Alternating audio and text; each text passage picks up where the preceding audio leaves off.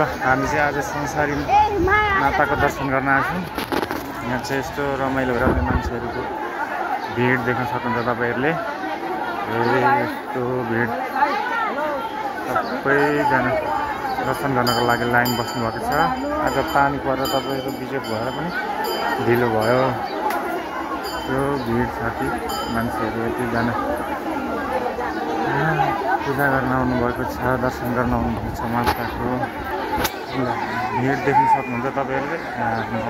कतिजना आउनुभएको छ र त कहाँबाट टाढा टाढाबाट एकदम भनेको मागेको कुराहरू पुग्छ अरे यहाँनिर होइन। त्यही भएर सबैजना विश्वास गरेर आउनुभएको हो। यस्तो पानी पर्दा पनि अहिले भर्खर पानी परेर गएर घाम लागेर चाहिँ मान्छेहरू यतिजना आउनुहुन्छ कि यहाँबाट हेर्नुहोस् त ल भिड। संसारी माताको दर्शन गरेर हामी पनि बाहिर निस्किसकेका छौँ।